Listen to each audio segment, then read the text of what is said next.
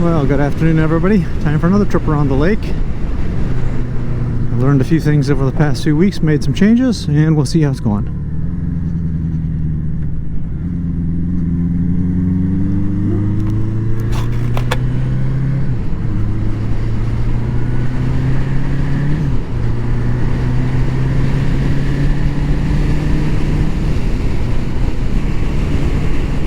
Alright, so what has changed since the last time?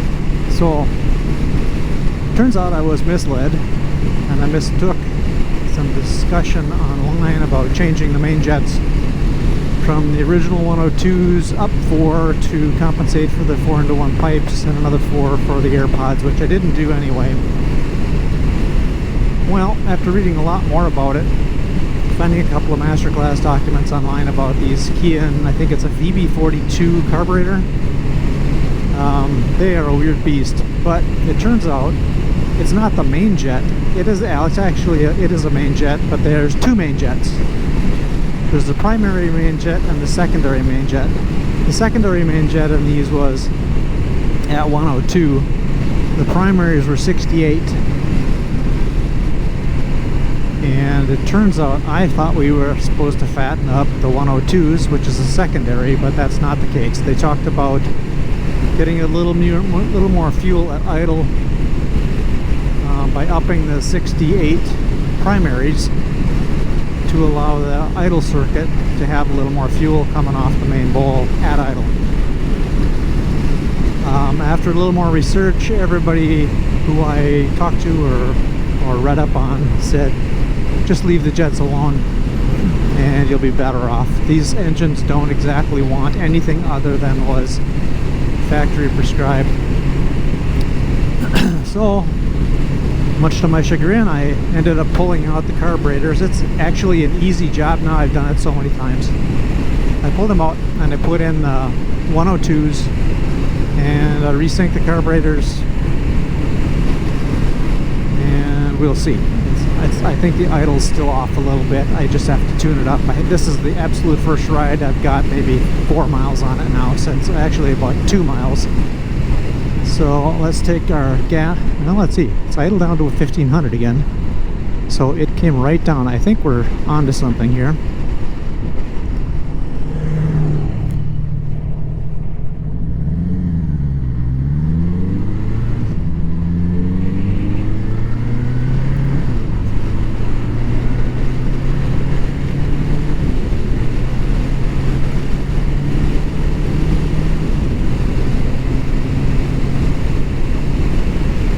Running just fine.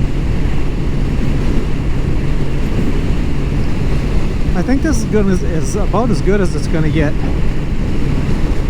This motor's got 36,000 on it. Compression's fine all the way across. It's about 128. Should be higher, but I don't have any. I'm not, blowing any oil. I'm not seeing any other telltale signs. I was a little worried because when the carburetors were imbalanced, it would sit at idle and it would knock pretty hard, and I thought, geez, that's main bearings or something like that. I don't believe it is. It runs so good at speed. It's got good compression. Everything I've read, every single forum I've been on says this is the way these carburetors do. The engines at idle will clatter a little bit unless the carburetors are absolutely perfect.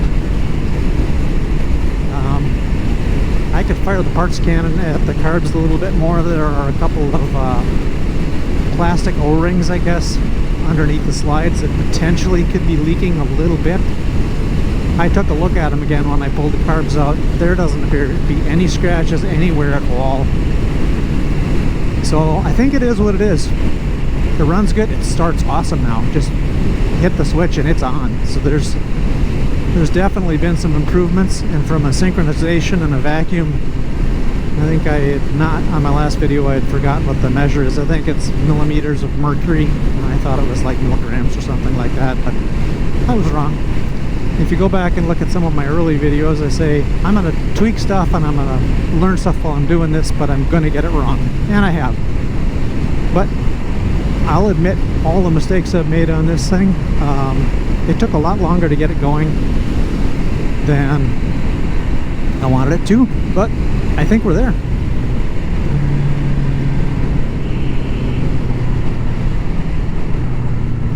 I think I maybe have one more warm idle adjustment to do, but it runs really strong. I'm going to make the main loop here that I always do, and I'm going to run in town, get some gas, and see how it's idling. I've got, I was low on gas, I put some lower octane stuff in here. I don't like to do that.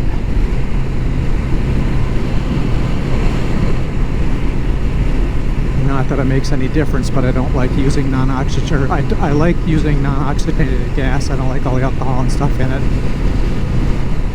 because if you let the carbs get green again, it's going to be a tear them all down, and I'm really not interested in that at all.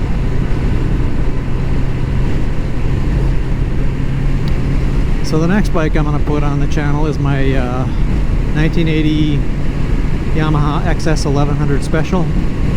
I don't think I've had it on here yet. I've had it out several times riding it this year. Runs really strong. I am going to balance the carbs. I did that one by year 2, so there may be some improvements yet. It runs really smooth. It's only got just barely 15,000 miles on it, and I think since I bought it in 2000, I'm guessing 16 or 17, I've maybe put on 200 miles. I bought it from the original owner. He did a really, really nice job keeping it up. It's very, very good shape. On the back of the mirrors, there's even a little bit of the blue plastic that he never peeled off when he bought the bike brand new. I'm leaving it on there because I think it's cool to have something like that on there. But we'll take that for a ride. That is a nice riding bike. Compared to this is, I guess I'd consider this more of a naked or a sporty bike, because I've changed it up a little bit. It's not probably meant to be terribly sporty. It's a 750 Custom. It's not a K. But I'm not familiar with Hondas that much, so yeah, I could be wrong, and I'll admit it. But the Yamaha, I just watched a couple of videos on that the other night. They were comparing it with an 81, it was a CB750C something. That stood for something.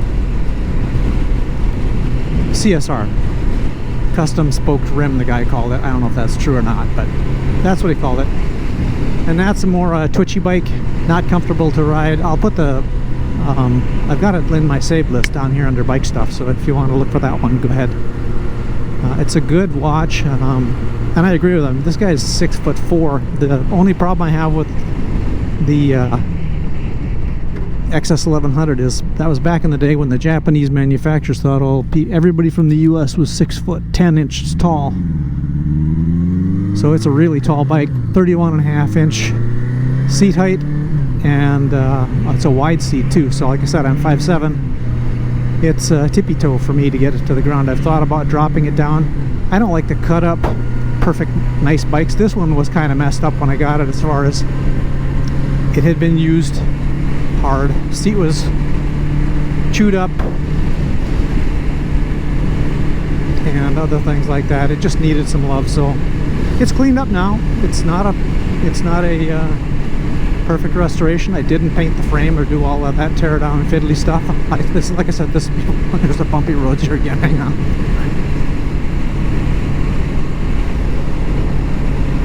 There we go. This bike is meant to be a rider, so that's what I'm going to do with it.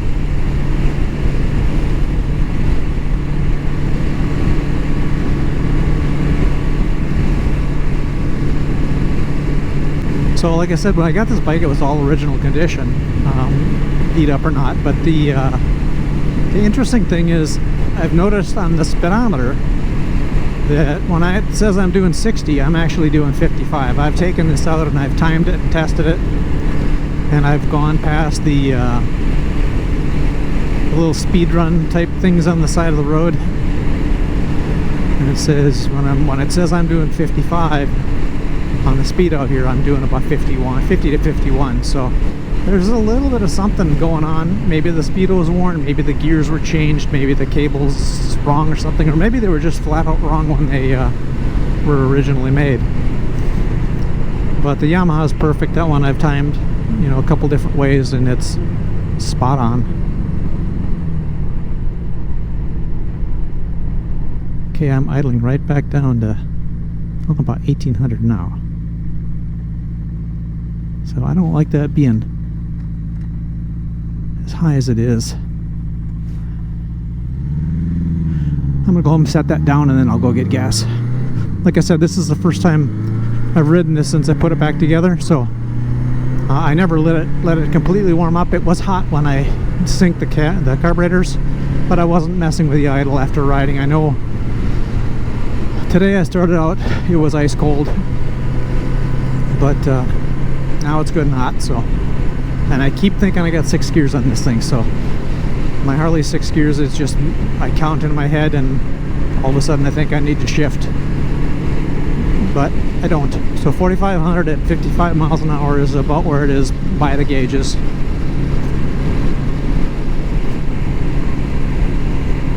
Now what the heck, I'll just go into town and get some gas. Alright, got a little gas, better gas, let's see how it goes.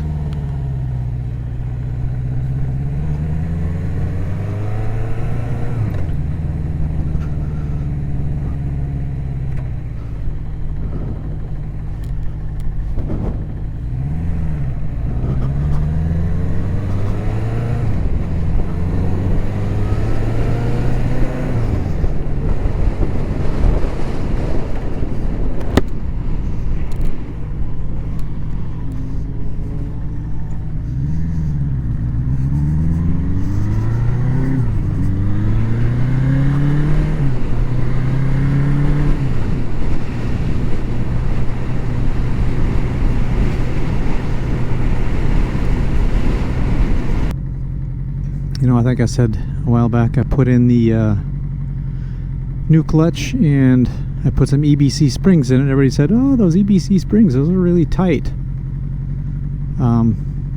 Sitting here holding the clutch this long, yeah, it's got a little heft to it, but it's still not bad.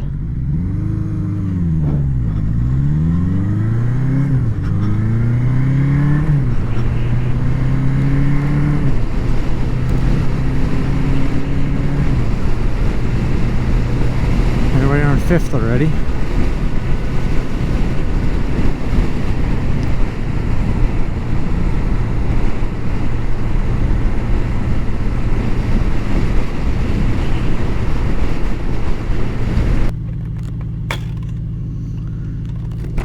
Alright.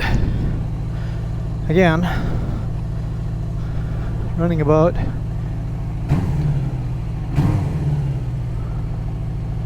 1800, fairly smooth. Gonna burn my crap out of my hand again.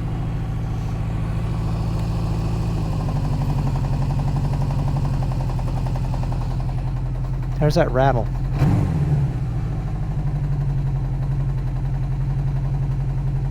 Smooth,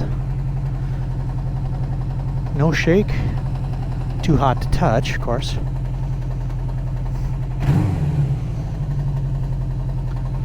I'm going to take it for one more little ride. Just a short lap around the lake. See how it runs now. I really don't like that.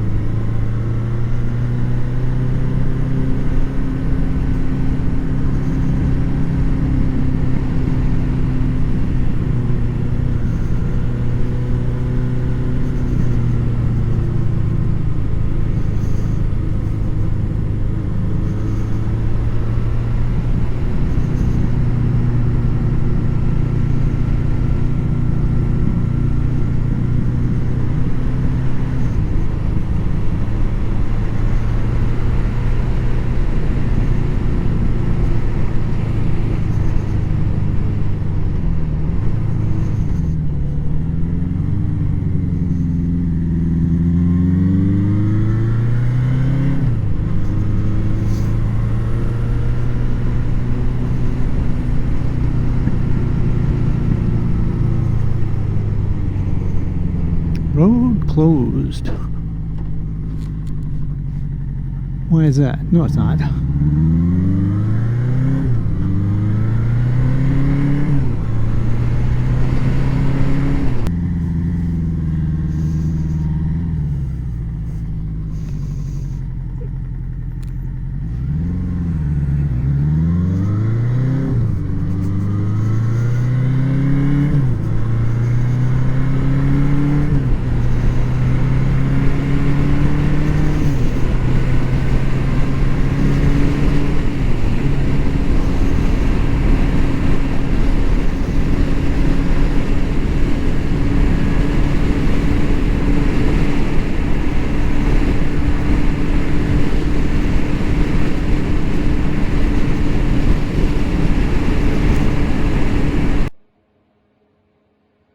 Okay, so I noticed some clattering yesterday during my ride, and I mentioned that.